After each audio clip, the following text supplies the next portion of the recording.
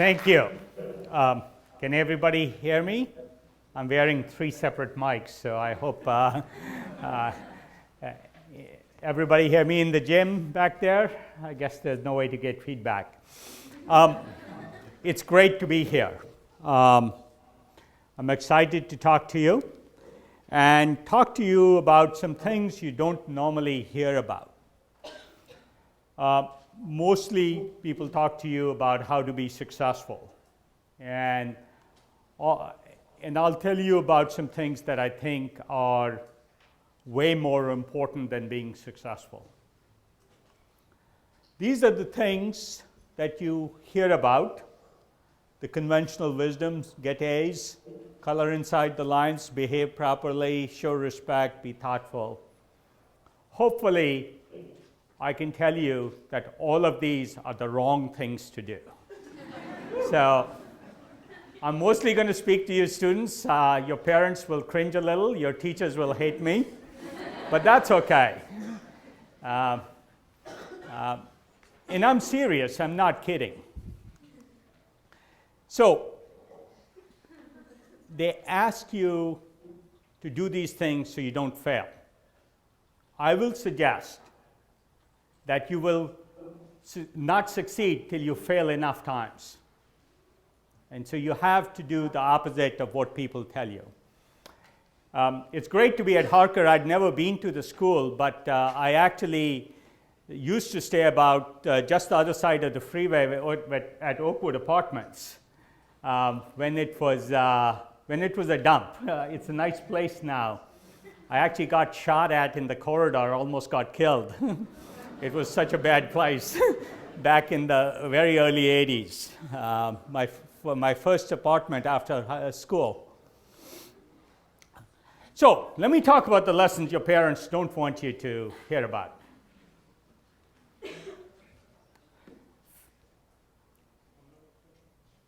Hopefully, by the time we are finished today, I will convince you not to be afraid of failure. Fail as often as you want, but fail well.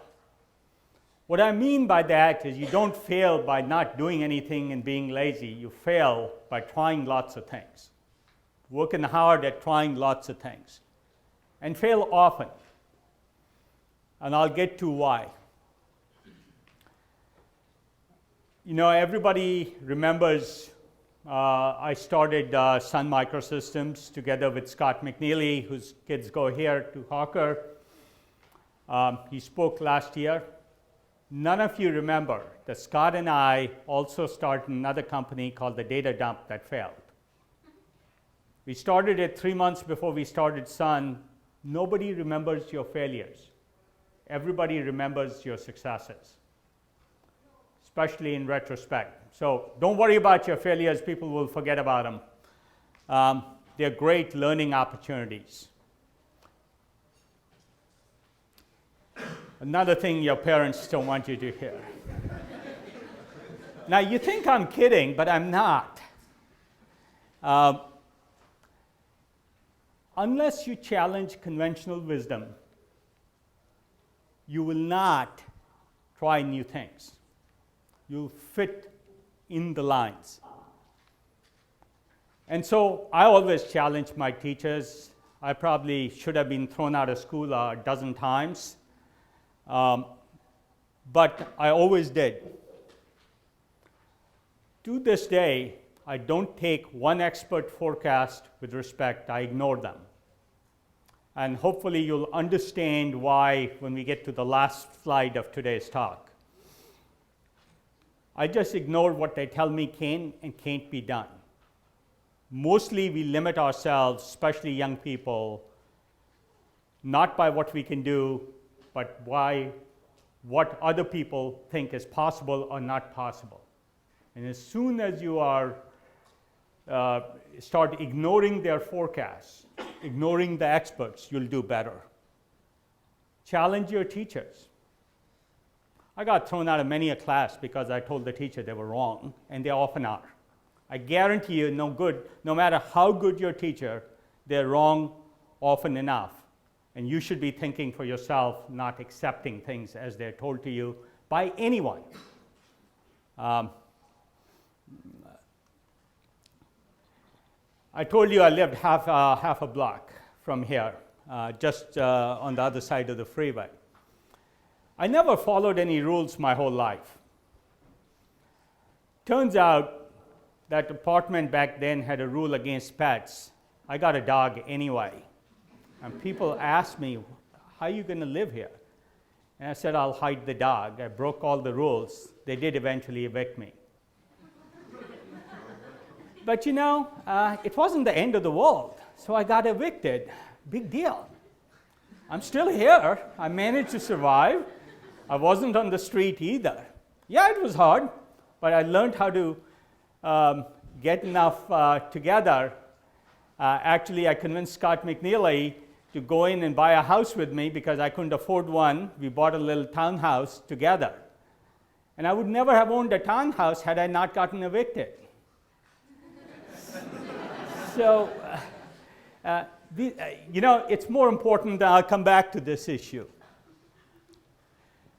Don't worry about your score. All your teachers want you to, your parents want you to. What I'm suggesting is learn to explore. And you can't do both. All of academic education is geared towards how well you score. The more time you spend exploring instead of worrying about your scores, the better off long-term you will be as students. Nothing you learn is going to be relevant in 10 or 15 or 20 years. I did engineering. None of that is relevant. It's not unimportant, so don't get me wrong. It's not that you shouldn't learn what you're being taught. But learning to learn and learning to explore is way more important. When you're doing that prep for that final and you find an interesting thought, you can prepare for the test or learn a bit more, and I'm suggesting you should always try and learn a bit more, no matter what the circumstance.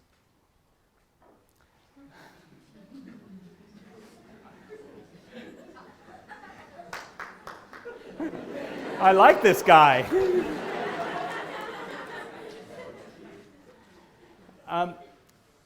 Again, people think I'm not serious, but I'm seriously urging all of you young people to pay attention. The more proper you are, the more you'll fit in, the less extraordinary you will be. The less you will achieve. You'll become a good doctor. I know for Indian kids, most mothers want you to be a doctor. But being irreverent, exploring is really important. I know this sounds ridiculous, but when my kids were 5 and 6, I had 4 kids at one time under the age of 5. They were actually well behaved. So what I do occasionally at the dinner table is pick up some food and throw it at them. And my wife would go crazy, but you know, learning there really aren't a lot of rules is very important. And it gets ingrained into us that we should behave properly, that we should stick by the rules, do what's expected. There's a lot expected of you. And usually it's not the best thing for you. I have to admit, I actually been a professor with an eraser also once. He was just wrong. I don't recommend you do that to your teachers, but challenging them is a good idea, even if it gets you in trouble occasionally. Every time my kids have gotten in trouble with teachers, I've defended my kids, not the teacher. I don't think they'll tell you I've ever reprimanded them once for getting in trouble with teachers. And so this is a message to parents too. Please support your kids. Drop out of school? You know, I let my daughter do that. After 10th grade, she was at Lake Wimbledon, and she made a compelling case for why she should be allowed to drop out of high school. I have to tell you, it's the hardest decision an Indian parent especially has to make. But she was so passionate, she was so convincing, she wanted to be a ski racer and study on her own. And it worked out fine. She got into Stanford 1 year ahead of her classmates. And now she's 23 and she's started her own little internet company. It worked out fine because she explored. I know the parents are cringing.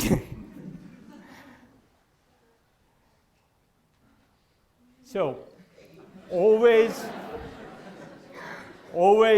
be on the edge of the acceptable. And that's what I mean by don't be proper.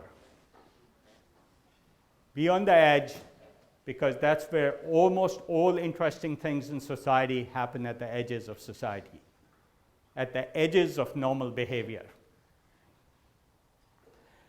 Let me tell you what I mean. This is one of my favorite examples. People are asked how many lines it takes to connect all these dots with a straight line. And there's a standard solution. You can do it in 5 lines. And most people come up with this answer. When I say, how do you go from 5 to 4, people have a problem. And people have a problem because they forget they can go out of the boxes. Nobody told you you couldn't go out of the boxes. You can think outside the box. It's a shame the titles are all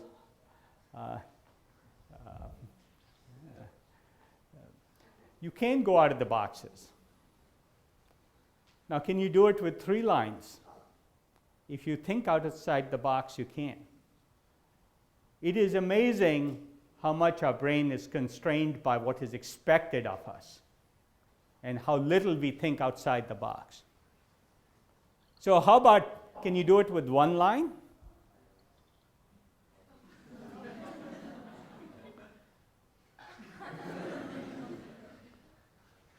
Actually, a little kid came up with this last solution.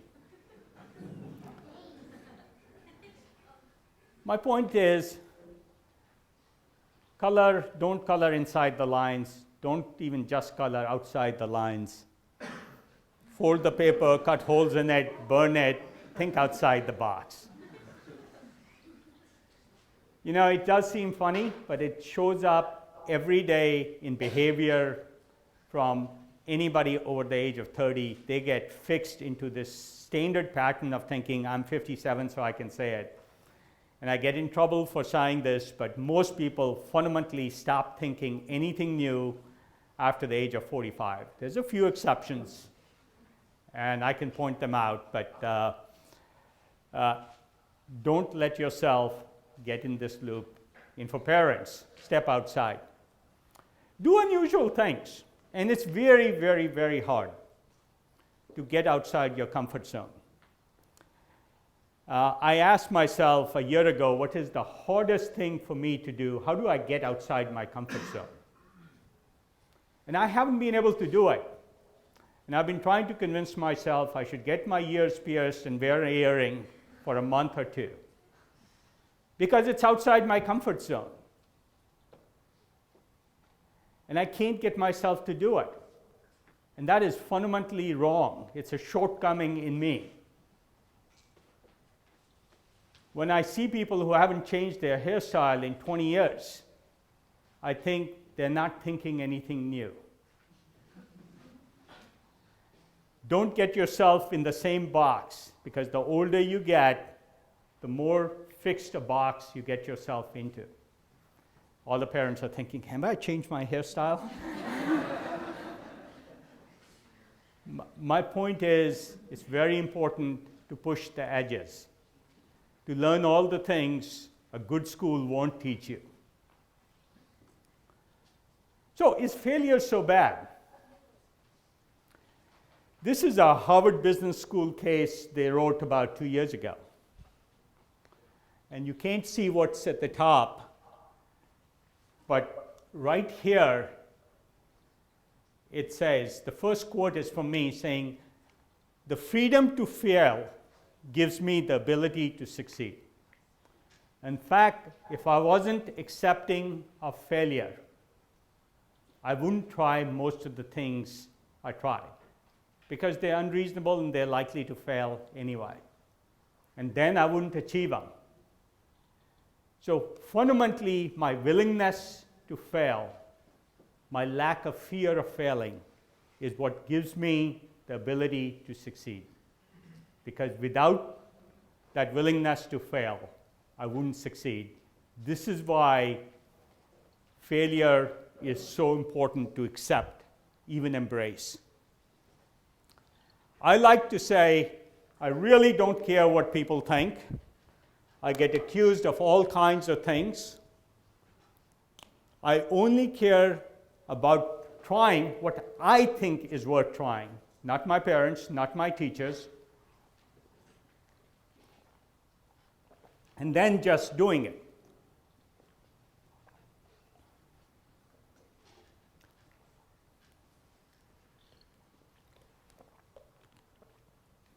The second thing that's important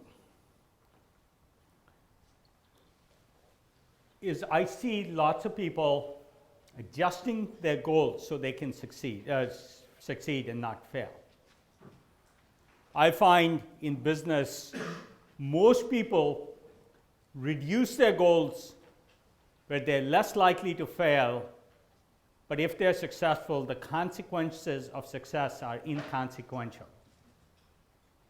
I suggest all of you take the opposite approach.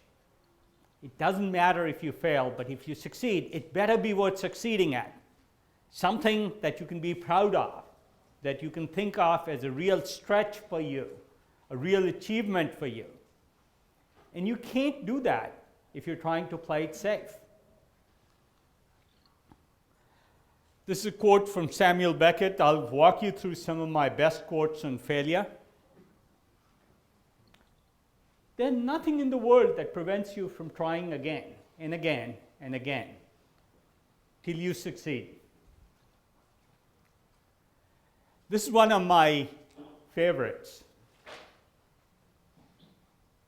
It is not because things are difficult that we do not dare. It's because we do not dare that they are difficult. And I tend to find I'm pretty foolish about what I attempt. I'm told that all the time. But foolishness in this respect is actually a good thing. And when you're trying these things,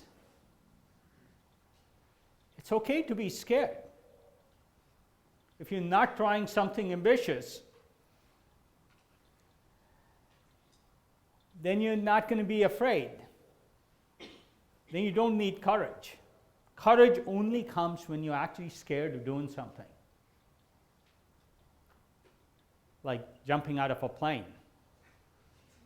It's going skydiving. Unless you're trying to stretch yourself, there is no courage required. And you get into a mediocre, boring life. When you live at the edge of failure, life's a lot more exciting and fun. In fact, I believe the only fun thing in life is when you're almost always ready to fail, about to fail, and you fight to succeed. Because then life is challenging. What's the challenge in being comfortable doing the same thing for 30 years? The other thing is, try and fail, but don't fail to try. Most people don't fail in their minds because they don't try these risky things. But in fact, in my view, they failed before they started because they never even attempted it. So please try and fail, but don't fail to try. And President Robert F. Kennedy said, only those who dare fail greatly can achieve greatly. If you don't try and do great things everybody else thinks are unreasonable. Because if there were reasonable things to try, everybody would do them. By definition, great things are unreasonable things to try and do. And so unless you dare fail greatly, you can't achieve greatly. This from Maya Angelou is the other personal side of it.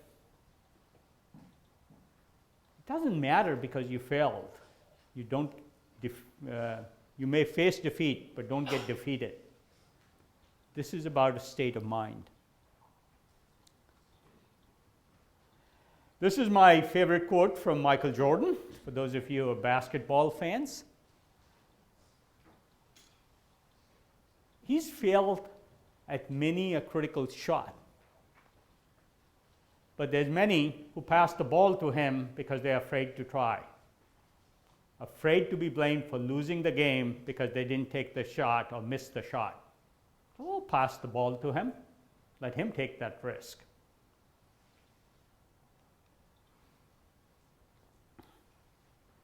So it's a shame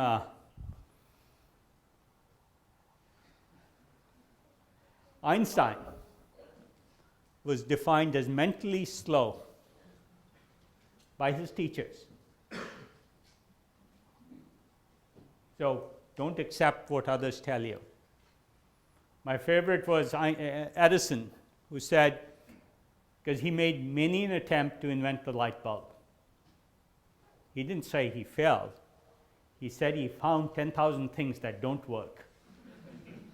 Eventually, he did find the one thing that did work. And the Wright brothers did the same thing. And remember what I told you about experts? Ignore them.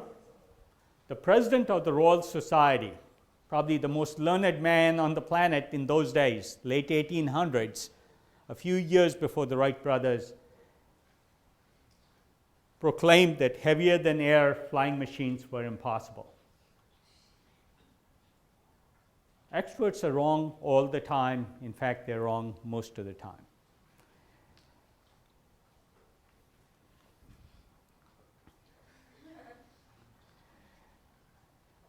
Cynicism, saying what can't be done, why things are not going to work,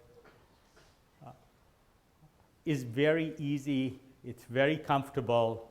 It's what most people do.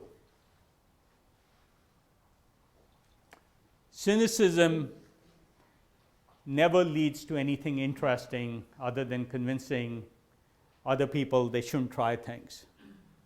Hope is, in fact, the only path to extraordinary success. If 200 of you in the senior class at Harker try things and one of you succeeds, the world will be a much better place for it. Because something's improbable doesn't mean it's unimportant. In fact, almost certainly, and I don't have enough time today to go through it, improbable is what happens to the world all the time.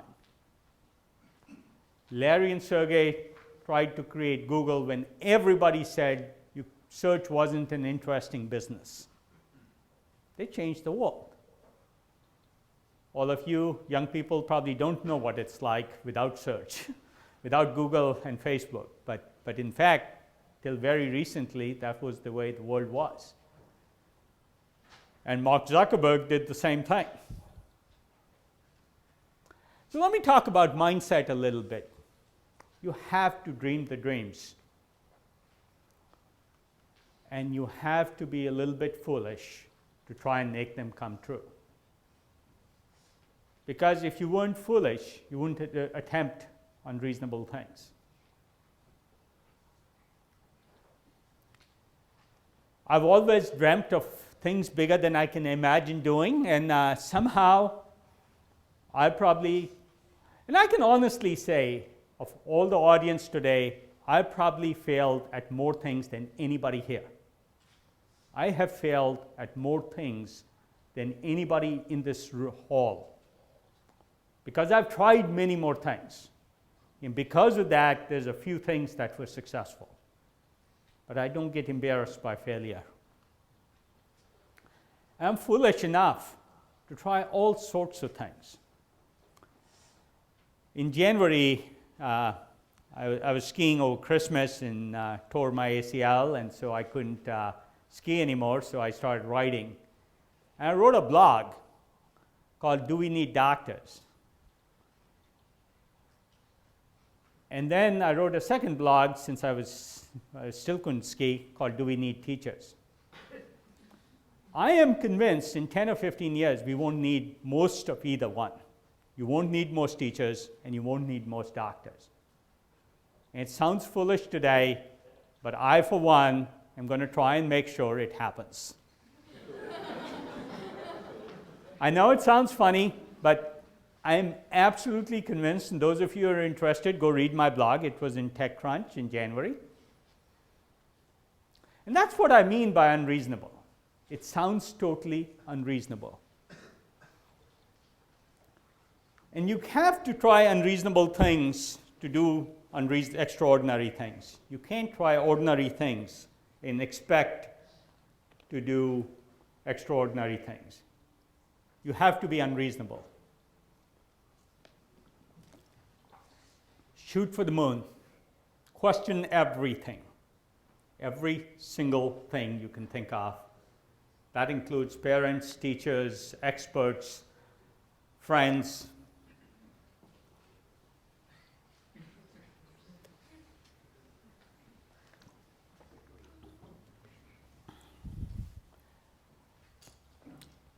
If you're not failing, try more things. Try riskier things. If you're not failing often, you're not living at the edge. You're not living an interesting life. You're not taking enough risk.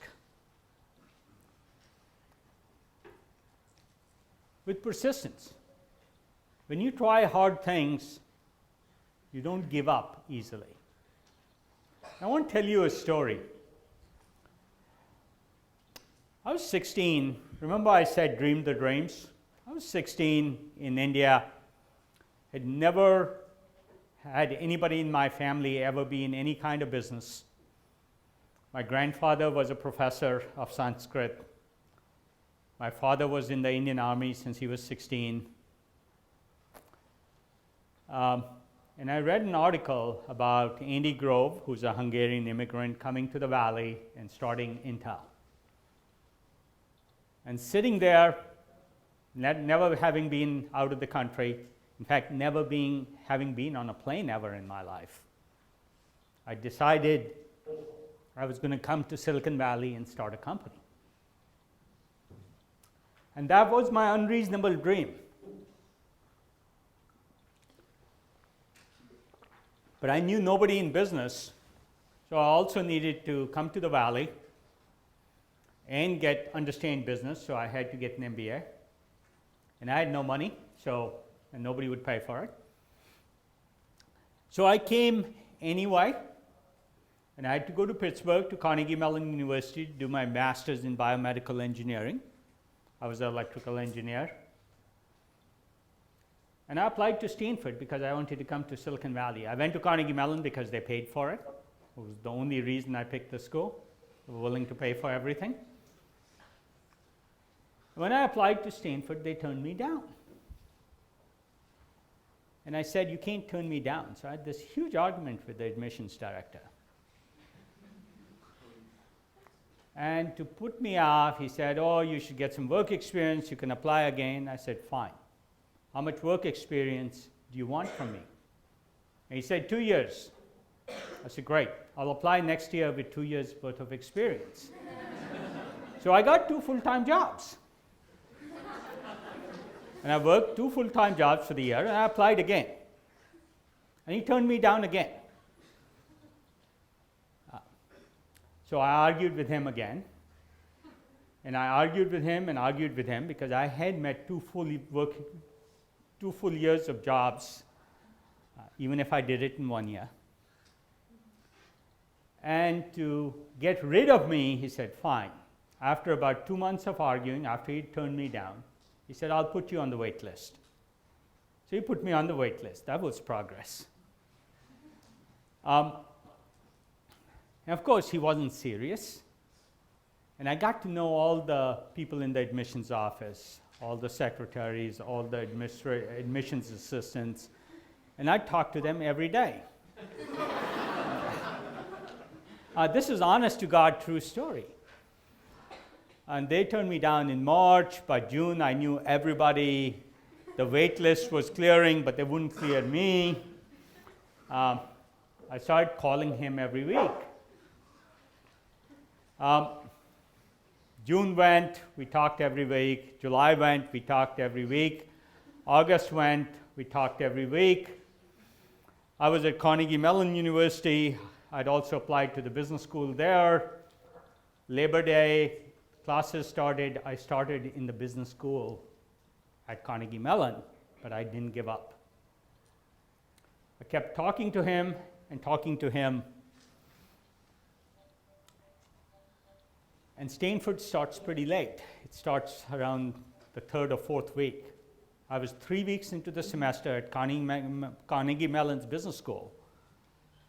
And I called him and I said, hey, classes start next week. You haven't let me in yet. And we kept, literally we were talking every day by now. And we kept arguing. And I knew one person had dropped out and I was going to get that slot. So the Wednesday before classes started, I called him and I said, look, classes start next week, orientation's coming up, I'm going to come. And he said he'll call me back. He called me back Thursday and said, you can come. And Friday morning, I was here. I didn't know how to pay my fees because I'd already paid the fees at Carnegie Mellon, and I didn't have enough money to pay fees. I paid my rent. One of the people in the admissions office put me up in her living room. I lived there for a while because I didn't have enough. I'd already paid the deposit in Pittsburgh. My point is, persistence matters when you have a dream. The other thing I always say is push yourself. Nothing should ever be good enough. My son, who's a freshman at Stanford, hates it because I tell him good isn't good enough and great is barely acceptable. I have to say, good and great should be in your mind, not in your parents' mind. So you set your standards. But I have to say, when he got a 97th percentile on his SAT, he didn't tell me for 2 weeks because he knew I'd be unhappy, that he could do better. But don't forget to have fun. Don't forget to be irreverent. Have an attitude that disregards all authority, all rules, all lines you can't color outside. Whether it's about you can or can't have dogs in your apartment, or whether you should or shouldn't be a teacher. Attitude is very important, and it goes with this idea of exploration. Exploration in learning, exploration in experimenting, exploration in living on the edge. With guts and premature confidence, hopefully you get that sense from me. And paranoia. So, that's a conflicting statement. And to be successful, I think you have to be schizophrenic. You have to try things people tell you are unreasonable, that you think are too much of a stretch for you, things you don't think you can do. And then you have to get scared and exercise courage. And like I said earlier, there's no courage unless you're scared. And both are important. Otherwise, either you don't try the really exciting stretch things, or you're not afraid enough, paranoid enough, experimental enough. Because when you have paranoia, you have to learn when you failed and try again, and again, and again. And I'll come back to this one more time.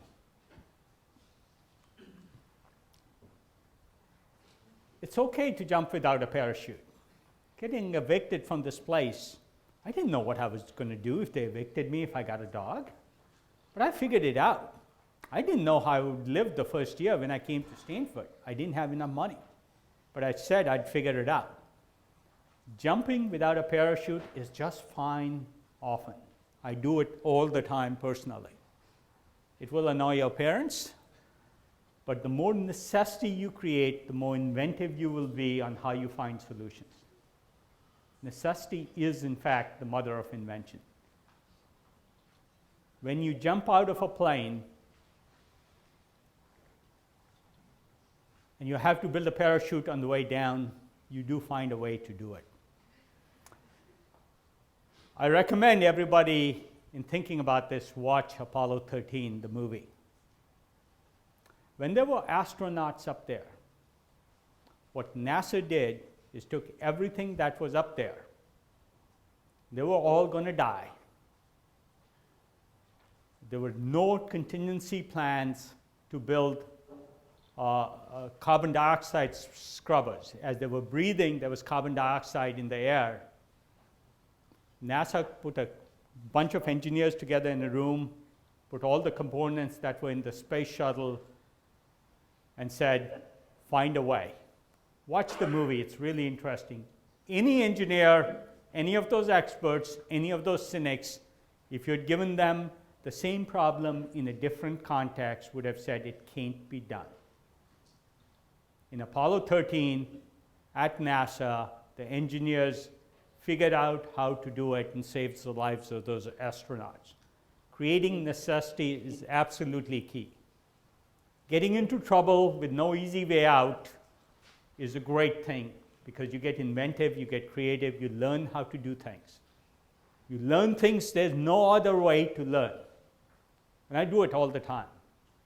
I always say, holy shit, what did I get myself into? So, failure is great. I said giving up, realize when you failed. There's two types of failure. Don't fail easily about your goals. Fail easily about your tactics. Be obstinate about your goals, what you're trying to achieve. But if how you're doing it is not working, change it quickly. Admit it's wrong. Admitting you're wrong is absolutely key. Fail fast on tactics, admit fast on tactics. On your vision, your dream, your goals, don't fail easily. Again, be schizophrenic.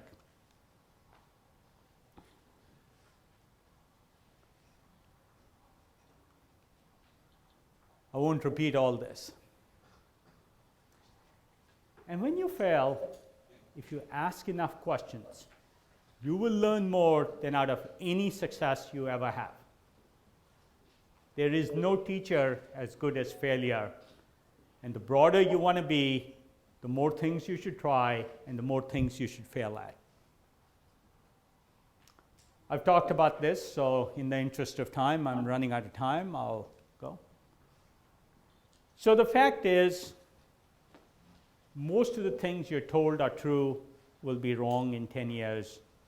Many will be wrong in 10 years, most will be wrong in 20. So when your mother says, be a doctor, tell her we won't need doctors, software will do the job. I'm very serious. Will we need doctors? Will we need teachers? Probably not. So, let me finish by saying the best way to predict what will happen, best way to predict the future is to invent it. And the best way to make the future you want to happen is to invent the future you want. And each and every one of you can do it. I try and do it every single day. It's a lot more fun than anything else I do. I'd much rather work for 3 more hours than go see a movie because I so enjoy trying to do what others say is difficult or impossible or too challenging. Thank you.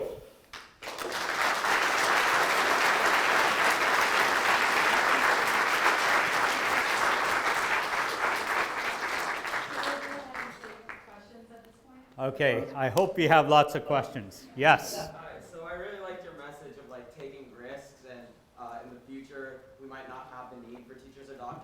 just have one question. You mentioned you tore your ACL, right? Mm-hmm. When you tore your ACL, did you go to a doctor? I have to admit, I did some foolish things. First, I didn't admit I tore my ACL. I was skiing with my daughter. I enjoy skiing with my daughter, so I just pretended it was fine. So we skied a few runs, and I then finally said, "Ooh, my knee is wobbling all over the place." And I sat down, and then I didn't ski for 2 days, and then I tried to ski again.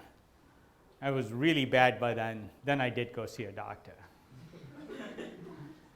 But I really shouldn't have gone and seen a doctor. I should have had an MRI machine at home that would have told me. Mr. Khosla, could you repeat questions for the people in the gym? They can hear your answers, but not questions from the hall. Okay, I apologize. So the question was, when I tore my ACL, did I go to a doctor? So you heard my answer. Other questions? Yes? When we were talking, you were speculating that parents would be cringing hearing your message. What I'd like to know is, what advice do you have for the students if the parents and teachers adopt your suggestions about, having an attitude, and are they going to start cringing? Should they be doing something? So the question is, if the parents adapt the strategy I'm recommending, instead of cringing and opposing this exploratory lifestyle, if I can call it that, as opposed to an achievement-oriented lifestyle, what should the students do? Take advantage of it, explore more, use their help in exploring. Yeah, then we can hear it dropping us, right? What was that? Okay. So let me just finish the answer to that question. I really encourage parents to adapt this. The message here is as much for parents as for students. Traditional views just get in the way. Was there a question from the other hall? No. Okay. There's a question over there. So, Mr. Khosla, you said ignore the experts to the advice. And I think that shouldn't they ignore your advice right now? That's a really good question. I think they should. You should decide what's good for you yourselves. Let me tell you why I suggest you ignore experts. Your teachers aren't experts. Your teachers are good teachers. I'm sure Harker's a good school, so they get the best teachers. They probably pay more than most schools, so they get the best teachers because of that. But let me give you statistics. Statistical validity for what I'm saying. Professor Tetlock at UC Berkeley decided he'd take 250 of the best experts in the country, experts like Henry Kissinger, experts like Tom Friedman, and he followed their predictions for 20 years, 250 experts, 80,000 forecasts. The statistical results of 80,000 forecasts was experts are as good at predicting the future as dart-throwing monkeys. Now, that's not my words. That's the words of Professor Tetlock. For those of you who are statistically inclined, read his book called Expert Political Judgment. For those of you who just want a fun book to read a book called Future Babel by Dan Gardner. And I gave a similar talk to the board of American Express. They were in the Valley. They asked me to give sort of a similar talk to their board and senior management team. And Henry Kissinger was in their board. And he came up to me afterwards and he says, what you said rings so true. I actually think we should apply what you're talking about to international politics. Here's the world's premier expert on international politics saying this to me after hearing what I had to say. He wrote this in a book, on his book, which he had just written, and sent me a copy of his book. So, should you ignore me? Absolutely. I come from my bias. What expert, what experience means is you have a particular bias. I happen to have mine. Invent your own bias. You'll get it anyway. Yes, question back there. I buy everything you're saying. With that said, where does informed risk fit into this whole thing? That is, learn from others' failures before you fail in the same way. Yeah. So the question is, where does informed risk fit into this? And what do you learn from others' failure? I think that's a really, really important question for those of you who are interested in how the world changes, how innovation happens. There's a long paper on my website called The Innovation Ecosystem.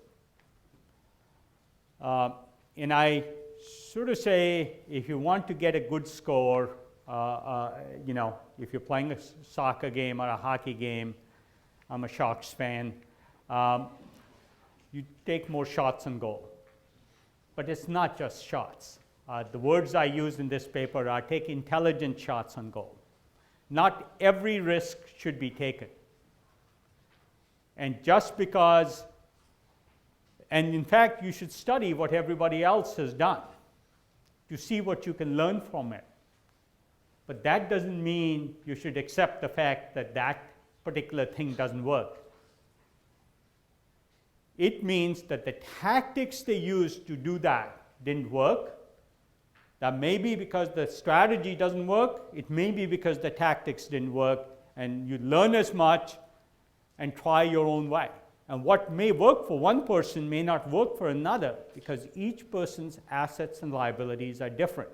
So you do have to take intelligent shots on goal. Absolutely. Question down here? Yeah, so very interesting about your talk about how teachers will be less relevant in 20 years, or we won't have teachers. So since Harker is the innovation school of this area, how soon do you suggest that they should have online courses and, push most of their stuff online? So let me be a little more explicit. When I say we don't need teachers or we don't need doctors, I mean the following. So let me be a little more explicit. Who wants to be treated by the average doctor or a below average doctor? The fact is, half the doctors are below average by definition.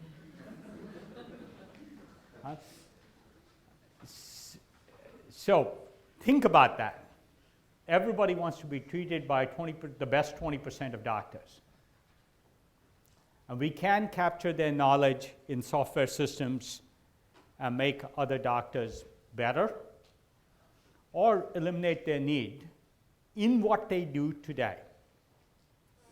But would you need a doctor to mentor you and not need? In fact, Dr. House is the perfect doctor with the worst bedside manners. Right? What Dr. House is a brilliant diagnostician. You want great software that does that. But there's plenty of other functions a doctor can do. What about teachers? What we have today in a Harker classroom, or any classroom in this country, every high school is 4 years. So think about the following.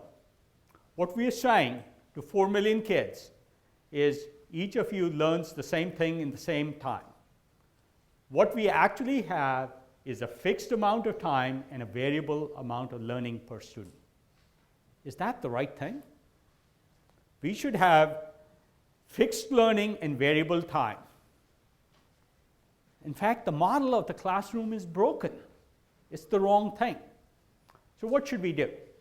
Most learning kids should do on their own. guided by an adaptive assessment system. But does that say we don't need teachers to help us in some way? Absolutely do. Classrooms should be where you do your exceptions. The stuff you can't work out, work in groups, guided by teachers on the things you didn't understand when you were learning at home. A teacher talking at students in physics, which they're not interested in, is the wrong model. You know, turning physics into something interesting to the student where they can learn the equations for a roller coaster is much more interesting than they do at home. And then if there's something they don't understand, that's what happens in the classroom. So you invert the classroom. That's just one example. There's 100 things like that I could point to in which education will change, medicine will change, and everything else will change. So a little more nuanced answers than saying we don't need teachers. Teachers will still be needed to mentor students. They can actually have more free time. Instead of grading your English paper, a teacher can sit down with you and talk to you about your career goals. So it's more of a mentorship. Right? In fact, we invest in a company called Kaggle that runs competitions. And they just developed a software system. For those of you students, how many times have you done an English essay and say, my teacher didn't grade it right? My teacher either wasn't paying attention, or these girls are nodding here, you know. My son always tells me which teacher is screwed up or not screwed up based on what grade they give him. He doesn't sort of view it as whether he did a good essay or not. He sort of grades it as either whether the teacher is a good grader or not. But that's okay. My point is, they just did this competition, a software system to grade English essays. And they ran the same essays to multiple teachers. And they found the software was a better grader of English essays than any of the teachers if you said the average grade by the teachers was the best grade. So in fact, all that arbitrary stuff you get frustrated at can go away. Now, if you save the teacher time as taking all Sunday grading your papers, yeah, they'll go to the beach a little bit, but they'll also have more time for you.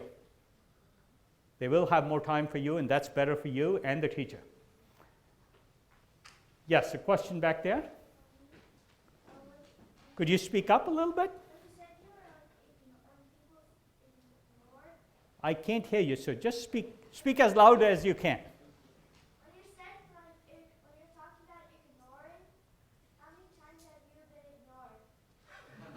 Oh, I get ignored all the time because we back entrepreneurs, and entrepreneurs are independent. I work with entrepreneurs all my life, and they're very independent-minded, and they normally think investors don't know anything, and I'm an investor. So they treat us like that all the time. And that's okay. In fact, I will tell you, if an entrepreneur listens to me too much, I start worrying about the entrepreneur. Right? And sometimes I give entrepreneurs advice I don't really believe. And why do I do that? I sometimes give people advice because I want them to think about it even when I know it's the wrong thing to do. Because I know, like I said, all of us have biases. I stretch people in unusual ways. And that's what parents should do with their kids, teachers should do with everybody else, and everybody will be a better person for it. I know we are running out of time. Somebody tell me when we don't have more time, but I'll keep answering questions. Like you discussed earlier how if one person in the class of 200 succeeds, then that's something which is great for the world. But is there, for all of those other 199 people which failed, is there a line between foolishness and perseverance? So the question is, I said, if 200 seniors all tried extraordinary things and one succeeded, the world will be a better place. Will the 199 who failed be worse off? The answer is no. They will learn more. They'll be able to try something new, and they are more likely to succeed at more things because of the extra learning that comes from failure. Remember, I said you learn more from failure than you do from your successes. Yes, and then I'll come back there. There's a young hand up there. What are children supposed to do after they achieve the success? After disregarding all the community, parents, teachers, and everybody else who have supported and guided them after they defy everything and achieve the success? What are they supposed to do with the success which they so selfishly aim and achieve? So the question is, what are you supposed to do with success after you achieve it? What do you do after? I always say move the goal line. Make it hard, pick a harder goal. Say, oops, you're only 20% there. Here's another goal.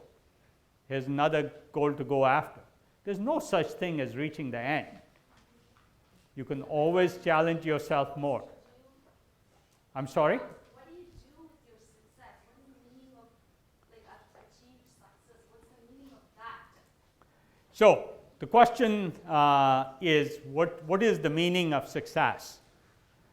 What are you supposed to do with it? Let me try and answer it.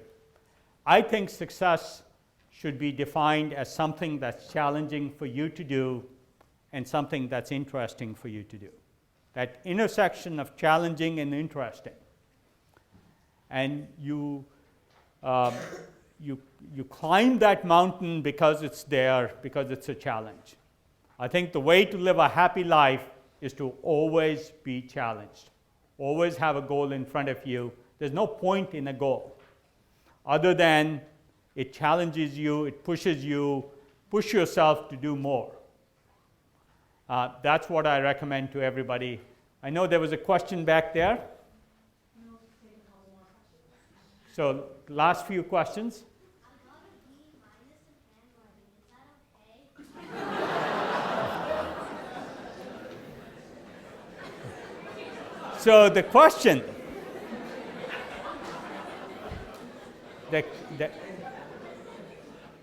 the question is, I got a B minus in handwriting, is that okay? First, and look, this is an important question. The question shouldn't be, is it okay for me? The question is it okay for you? Would you like to improve your handwriting, or is there something else you'd rather spend time on? The answer is something else, then it's perfectly okay to get a B minus. Your teacher may want you to get an A, your parents may want you to get an A, but if you can take the same time and use it usefully on something else, hopefully not getting better at WOW, but even that is okay. Whatever you set as a challenge that's interesting to you and is a challenge for you. If handwriting isn't a challenge for you, don't worry about it, no matter what your teachers and parents say. In fact, nobody uses handwriting anymore. And a teacher who asks you to do better in handwriting is living in the 60s. So I do. Look, this is the same question that this gentleman asked. Use your interests and your skills and challenge yourself along your lines of interest. Don't let somebody outside determine that you should be good at handwriting. Determine what you'd rather spend your time getting better at.